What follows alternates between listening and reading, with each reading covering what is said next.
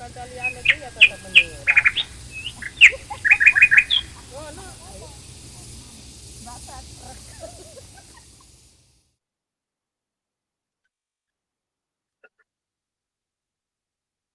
Assalamualaikum warahmatullahi wabarakatuh. Yang terhormat Ibu Yusti Rania Sepiani selaku dosen pengampu mata kuliah Ekonomi Pertanian 1, serta teman-teman K3 yang berbahagia.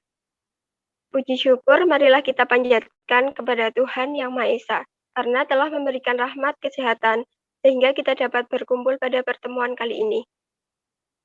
Adapun topik yang akan kami bahas yaitu pembentukan kebijakan harga dari sisi konsumen, produsen, dan pemerintah studi kasus komoditi beras. Sebelumnya, perkenalkan nama saya Asy Rohimah Fidiana yang akan bertugas sebagai moderator pada kesempatan kali ini. Adapun anggota kelompok kami yaitu yang pertama, Aprilia Wahyu Listiani, yang kedua Arina Sabila, yang ketiga Beta Andin Tanaya, dan yang terakhir saya sendiri Asy Rohimah Fidiana. Sedangkan rangkaian acara yang akan kita lewati pada hari ini yaitu yang pertama sesi pembuka, yang kedua sesi penyampaian materi, yang ketiga penutup. Baik, langsung saja kita mulai sesi yang pertama yaitu pembukaan. Marilah kita mengucapkan basmalah bersama-sama. Bismillahirrahmanirrahim. Selanjutnya penyampaian materi. Materi yang pertama yaitu pengertian kebijakan harga. Sektor tani merupakan sektor yang mempunyai peran penting dalam menjaga serta meningkatkan kualitas pembangunan ekonomi. Pembangunan pada sektor pertanian seharusnya memperhatikan pada berbagai unsur penting, di antaranya yaitu ecological security, livelihood security, dan food security untuk mendukung pembangunan pertanian berkelanjutan. Di negara Indonesia, sektor pertanian menjadi sektor yang menghidupi banyak penduduk. Dengan adanya hal tersebut, pemerintah dalam hal ini mempunyai peran dalam pengambilan kebijakan, seperti dalam pengambilan kebijakan harga. Menurut Lakolo 2015, kebijakan harga adalah suatu kebijakan yang sering diambil oleh pemerintah untuk melindungi masyarakat secara luas, baik itu dari sisi produsen maupun sisi konsumen. Yang kedua, menurut Effendi tahun 2007, kebijakan harga adalah syarat-syarat ketetapan harga terpisah dan berbeda dan penentuan tingkat harga, karena kebijakan harga yang ada dapat sama untuk harga yang berlainan, dan perbedaan kebijakan merupakan suatu perhatian sebagai keputusan rutin untuk membantu jalan bagi pimpinan perusahaan dalam mengikuti penentuan keputusan harga. Yang ketiga, menurut Muqiyat tahun 2003, kebijakan harga adalah suatu keputusan-keputusan mengenai harga-harga yang akan diikuti untuk suatu jangka tertentu.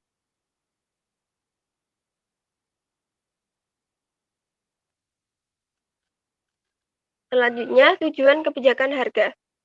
Yang pertama, stabilitas harga hasil-hasil pertanian terutama pada tingkat petani. Yang kedua, meningkatkan pendapatan petani melalui perbaikan dasar tukar atau term of trade. Yang ketiga, memberikan arah dan petunjuk pada jumlah produksi. Yang keempat, untuk meningkatkan produksi dan ekspor produk dalam negeri. Yang kelima, untuk dapat memenuhi permintaan dalam negeri. Dan yang terakhir, untuk memenuhi kebutuhan bahan baku atau input industri dengan harga tertentu. Beberapa hal yang harus diperhatikan pemerintah dalam mengambil kebijakan harga pertanian. Antara lain yang pertama, tingkat harga dasar pembelian. Yang kedua, adanya perubahan permintaan dan penawaran komoditas pertanian. Yang ketiga, adanya perbaikan infrastruktur, baik menunjang produksi seperti irigasi atau gudang benih, maupun pemasaran seperti infrastruktur bangunan pasar dan jalan. Next. Dampak dari adanya kebijakan penetapan harga maksimum oleh pemerintah bagi produsen dan konsumen. Yang pertama, dapat meningkatkan daya beli konsumen. Yang kedua, dapat melindungi konsumen dari harga yang tinggi. Yang ketiga, harga jual dari produsen tidak akan terlampau tinggi. Yang keempat, penjual tidak bisa menetapkan harga di atas harga maksimum yang ditetapkan. Adapun dampak kebijakan penetapan harga eceran tertinggi atau HET adalah yang pertama dampak positifnya, yaitu masyarakat bisa memperoleh harga yang lebih terjangkau dan dapat mengurangi resiko kenaikan inflasi. Yang kedua dampak negatifnya yaitu adanya pasar gelap. Selanjutnya akan dilanjutkan teman saya. Baik, saya akan melanjutkan pemaparan materi tentang kebijakan harga beras. Kebijakan harga beras merupakan salah satu upaya atau instrumen guna menjaga stabilitas harga dan pasokan beras.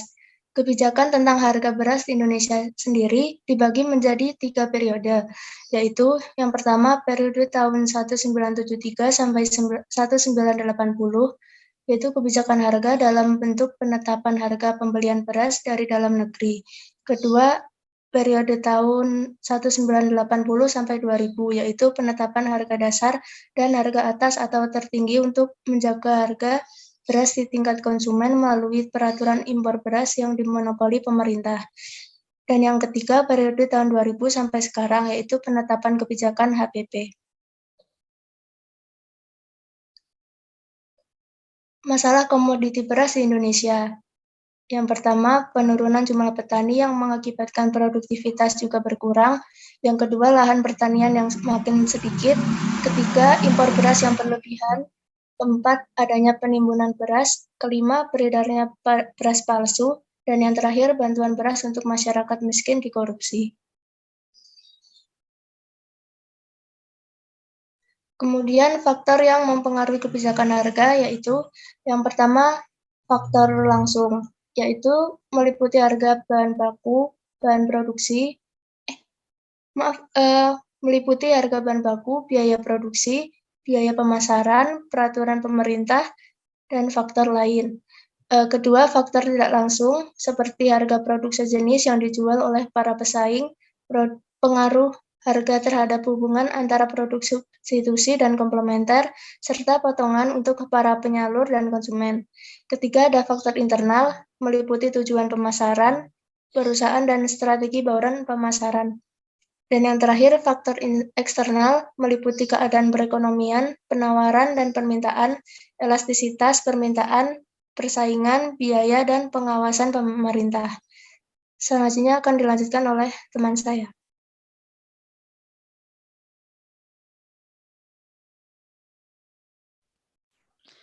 Baiklah, saya akan melanjutkan materi tentang kebijakan harga beras dari sisi konsumen.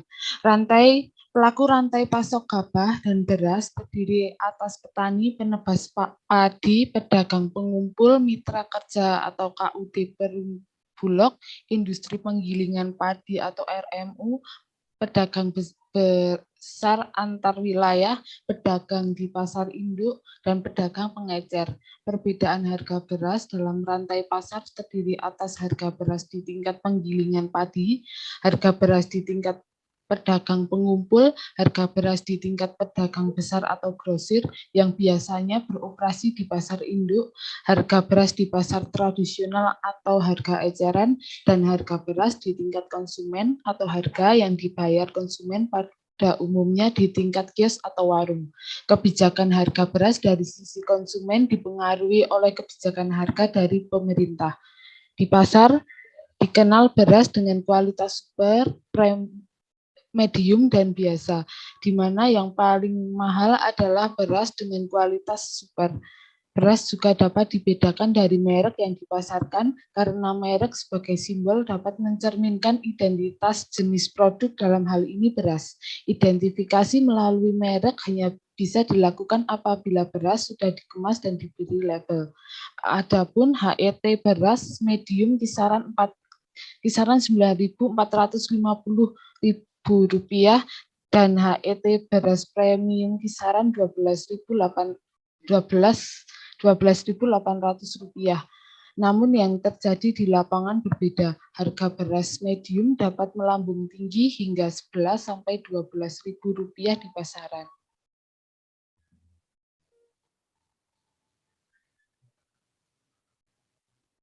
Kebijakan harga beras dari sisi produsen.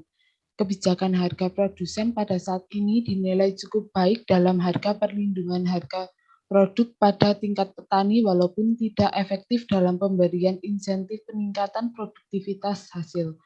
Oleh karena itu, kebijakan dukungan beras atau gabah perlu diubah dari instrumen utama menjadi instrumen komplementer peningkatan pendapatan petani dan peningkatan produktivitas serta efisiensi usaha tani serta industri pengolahan.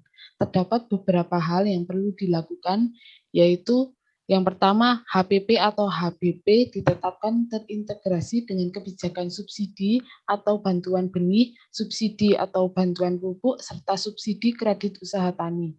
Yang kedua yaitu HPP atau HBP ditetapkan sebagai insentif dalam adopsi inovasi.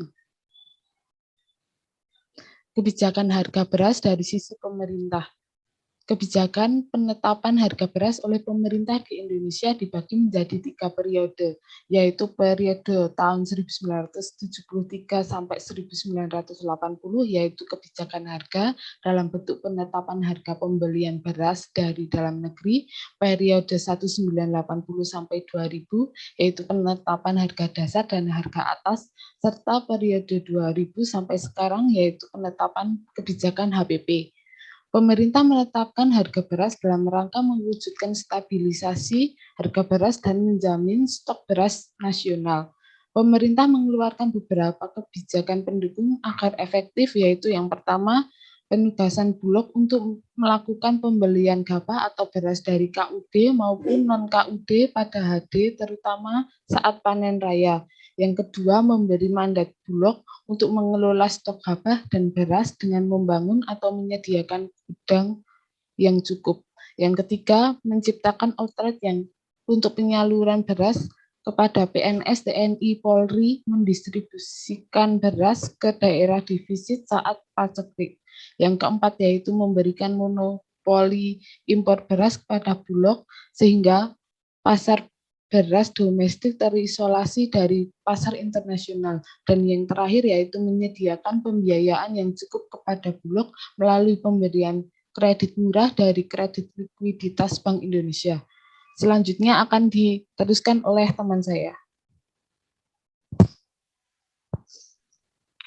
Baik, selanjutnya saya akan melanjutkan pemaparan materi selanjutnya mengenai studi kasus.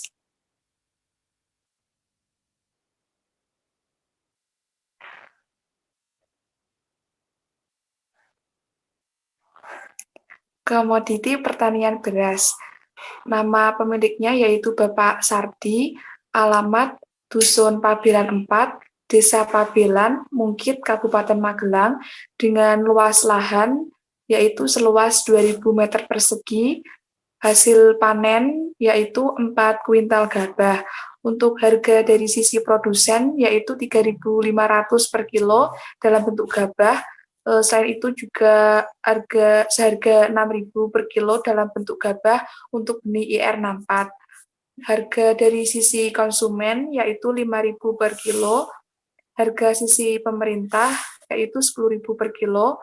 Untuk panen yaitu 4 bulan sekali.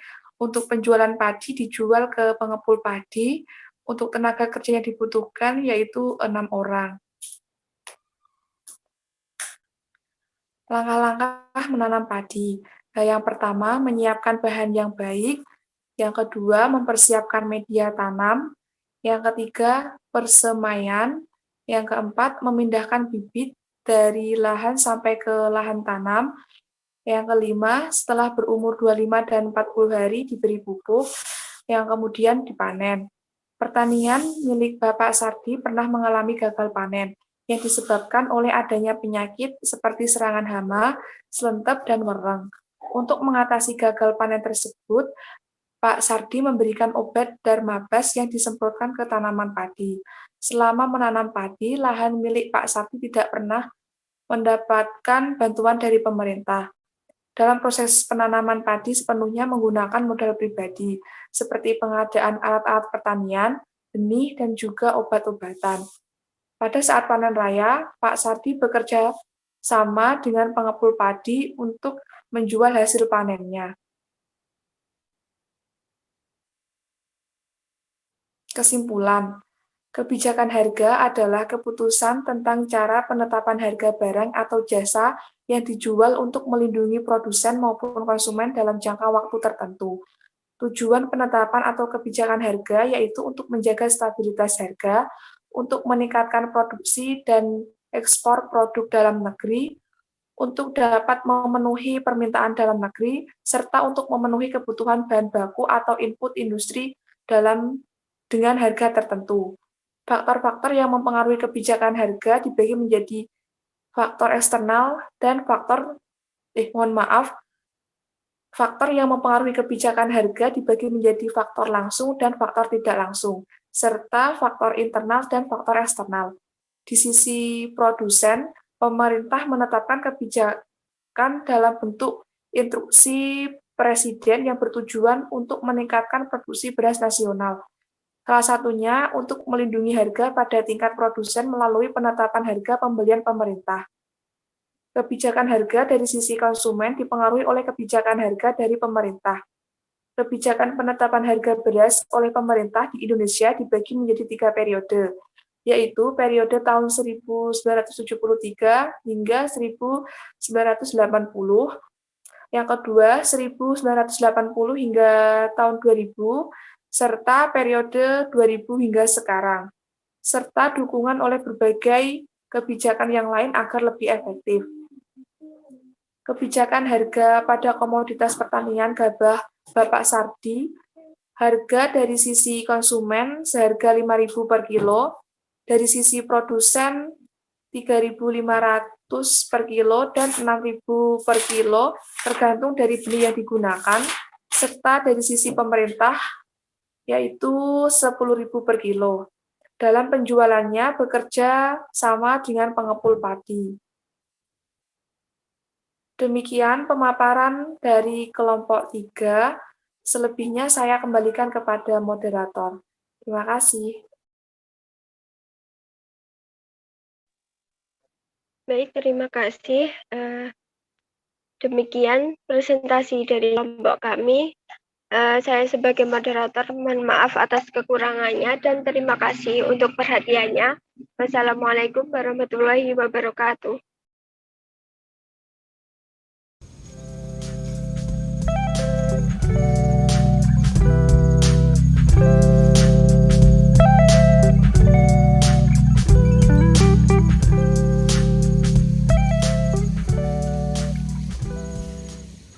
Assalamualaikum warahmatullahi wabarakatuh. Perkenalkan kami dari kelompok 1 kelas K3 Ekonomi Pertanian 1 izin untuk mewawancarai usaha tanaman padi. Sebelumnya dengan Bapak siapa? Sardi. Oh ya. Untuk luas pertanian yang kemarin dipanen itu berapa ya Pak? 2000 meter. 2000 meter persegi. Iya.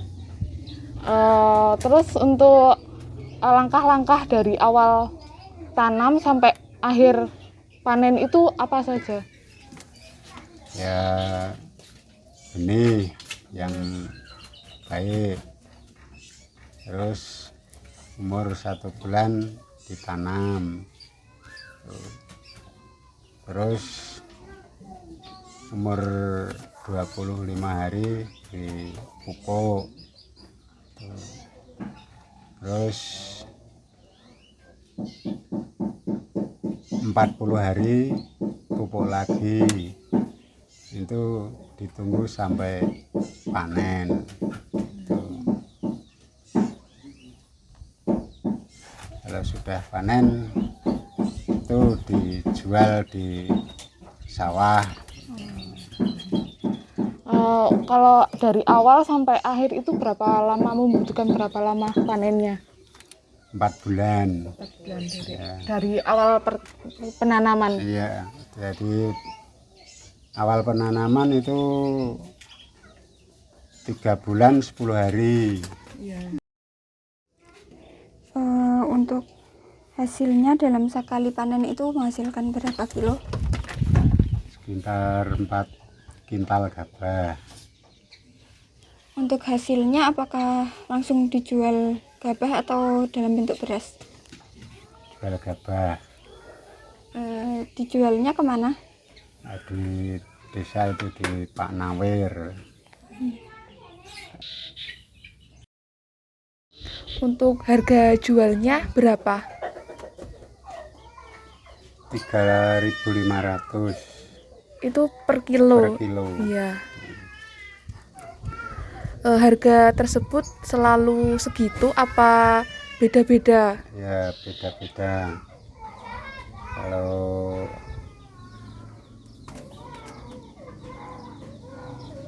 ada tergantung itu padinya gitu. Kalau 64 DR 64 itu agak terus sampai 4.000. Berarti tergantung benihnya yang Benihnya, digunakan ya. gitu ya. Terus apakah pernah mengalami gagal panen? Sering Itu penyebabnya apa? ada penyakit, itu ada selendep yang namanya ular itu atau wereng. Tadi kan pernah mengalami gagal panen, Pak. Lalu cara mengatasi agar gagal panen bagaimana? Dicarikan obat, lalu disemprotkan. Obat apa itu, Pak? Itu sejenis ya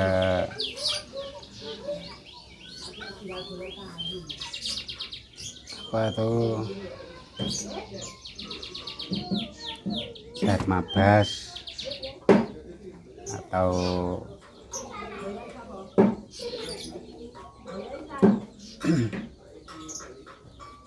kolakron itu obatnya.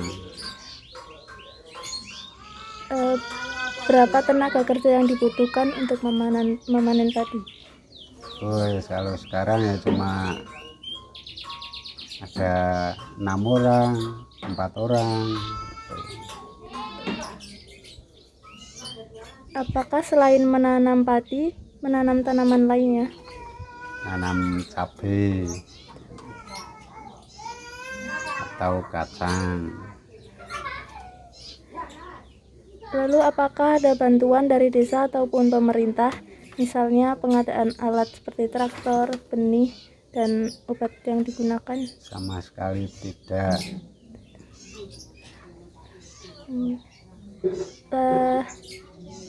Kenapa memilih untuk menanam padi? Ya itu kalau musim hujan ya menanam padi, kalau musim kering itu namanya kacang atau cabai atau jagung.